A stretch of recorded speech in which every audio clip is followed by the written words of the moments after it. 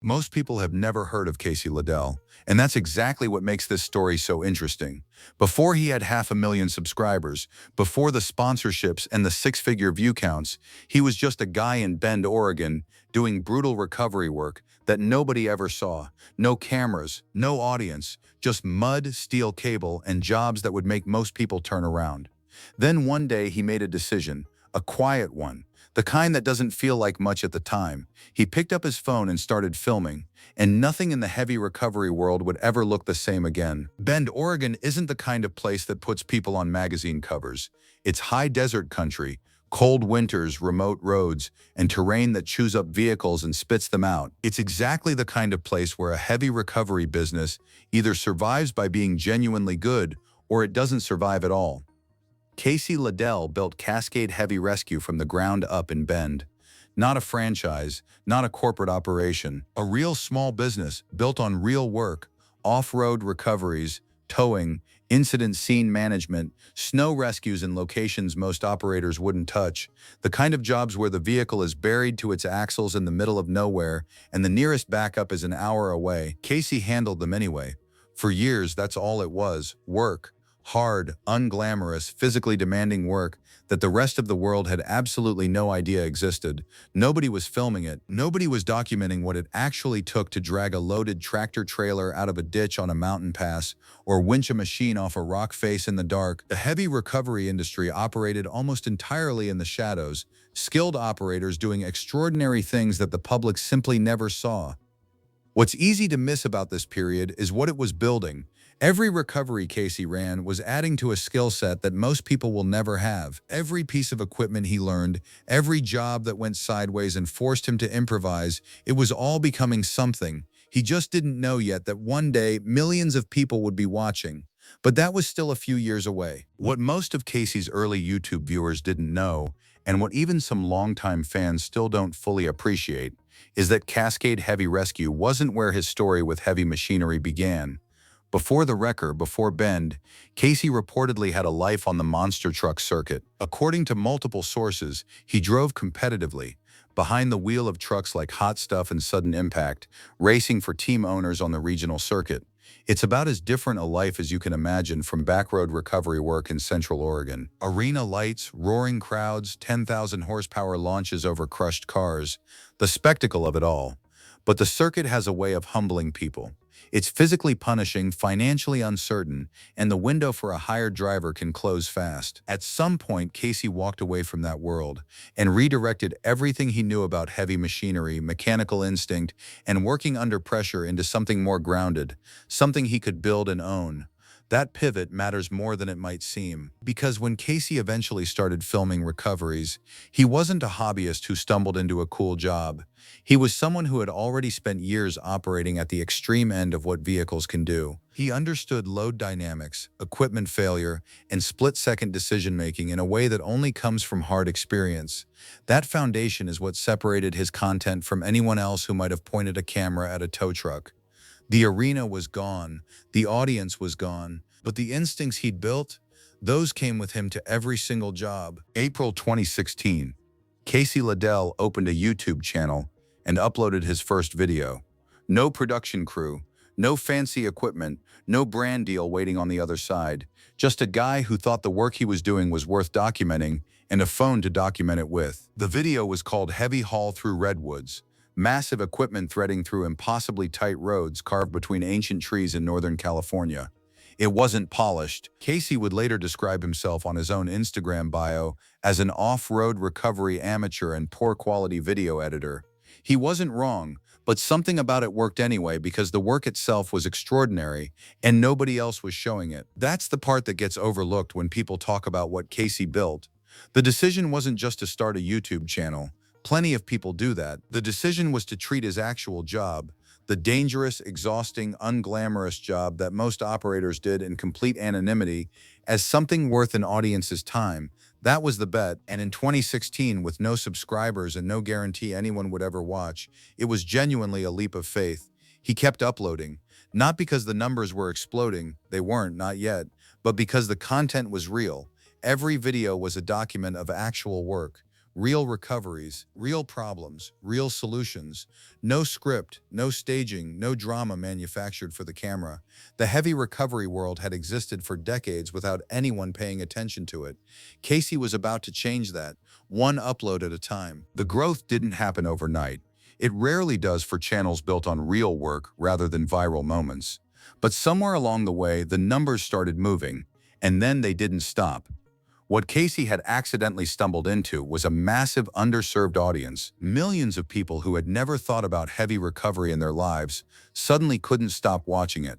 The tension of a recovery gone sideways, the satisfaction of a stuck vehicle finally breaking free, the sheer scale of the equipment involved. It was compelling in a way that was almost impossible to explain, and Casey was the only one delivering it consistently, authentically, and without a filter. The channel crossed 200,000 subscribers. Then it kept going. Today, the numbers tell a story that would have been unimaginable back in 2016. Over 470,000 subscribers, more than 240 million total views, and over 1,600 uploaded videos. One of his most watched videos, a recovery he described as the scariest and sketchiest he'd ever attempted, pulled in over 400,000 views on its own.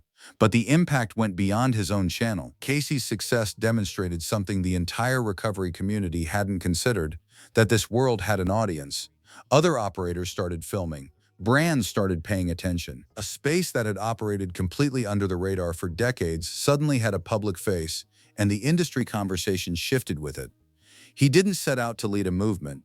He set out to document his work. But sometimes those two things end up being exactly the same thing. The camera had changed everything, and Casey was just getting started. As the channel grew, so did the fleet, and Casey documented every step of it. One of the biggest acquisitions he made was a Zack-Lift Genesis 30T, a detachable fifth-wheel wrecker system with a 30-ton boom, dual 30,000-pound planetary winches, and a lift rating that could handle a fully loaded commercial vehicle up to 35,000 pounds. Casey traveled to Zack-Lift's facility in Cle Elum, Washington, to have it fitted to his newly acquired wrecker, then brought his audience along for every detail. The hydraulics, the load-bearing points, the quick-release tieback system. For his viewers, it wasn't just a truck video, it was an education. The NRC 40TB followed, another serious piece of heavy recovery equipment that generated its own wave of content and community discussion. Operators across the country were watching Casey's fleet evolve in real time, and the comment sections filled with people who actually knew what they were looking at. Then there was the Ram tow truck. Casey was brutally honest about it in a way that most operators would never be publicly. The truck had already burned through 2 rear ends by the time he installed a Banks Ram Air differential cover to try to extend the life of the third. He explained exactly why it kept happening, what the work was doing to the drivetrain, and what he was doing to fix it. No spin, no pretending the equipment was indestructible. That honesty was a signature move. In an industry where operators often project invincibility, Casey showed the real cost of the work, and his audience respected him more for it every single time. The bigger Casey's platform got, the more he understood what came with it. 500,000 people watching your recovery videos isn't just an audience, it's a responsibility. Because some percentage of those viewers are going to go out and try what they see. And in heavy recovery, the difference between doing something right and doing something wrong isn't a scratch on the paintwork. It's a snapped cable moving at lethal velocity. It's a recovery point tearing off a chassis. It's a kinetic rope connected to the wrong anchor point on a vehicle that was never designed to take that load. Casey took that seriously in a way that set him apart from almost everyone else in the space. His partnership with Yankum Ropes went well beyond a standard sponsorship arrangement. He produced detailed, practical content breaking down exactly how kinetic ropes work, where to connect, where never to connect, what happens when you pull at the wrong angle, and why a soft shackle behaves completely differently from a hard one under load. It was the kind of information that could genuinely save someone's life, and he delivered it to hundreds of thousands of people who wouldn't have found it anywhere else. And then there was the disclaimer he attached to every single video, without exception, printed right there in his channel description for anyone to read. Nothing in any of my videos is to be taken as training or instruction. Get properly trained from accredited courses before attempting any form of recovery. In an industry built on ego, that statement was quietly radical. Casey was telling his audience the truth, even when the truth was inconvenient. That doesn't happen as often as it should. For most YouTubers at Casey's level, Patreon is simple math. You have an audience, you monetize it, you take the money. Casey looked at it differently. When he first considered launching a Patreon, he was skeptical, not of the platform itself, but of the idea of pointing his audience toward a page that existed primarily to benefit him. It didn't sit right. He'd built his channel on authenticity, on showing real work, being honest about equipment failures, telling viewers the truth even when it was uncomfortable. Asking people to fund his lifestyle felt like a contradiction of everything the channel stood for. So he flipped the model entirely. Casey's Patreon wasn't designed to generate personal income. It was designed to generate community impact. The funds raised go toward supporting a person or organization in need, chosen by the community, distributed with transparency. For $1 a month, his subscribers weren't buying access to bonus content or behind-the-scenes footage. They were pooling resources to help someone who needed it.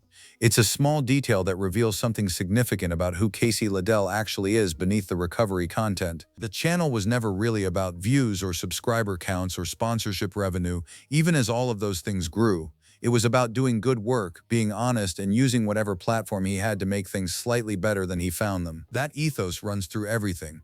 The safety disclaimers, the brutally honest equipment reviews, the Patreon built for other people. A former circuit driver who traded arena lights for backroads in Oregon and somehow ended up building something that mattered far beyond the recoveries themselves. Casey LaDelle didn't walk into 2016 with a master plan. He walked in with a phone, a wrecker, and work that needed doing. The decision to film it, that simple, unglamorous choice, turned a one-man recovery operation in Central Oregon into something that shifted an entire industry. It gave a hidden world an audience. It set a standard for honesty that others in the space are still catching up to. And it proved that the most powerful thing a creator can do is just show up and tell the truth. Some decisions look small in the moment. This one wasn't.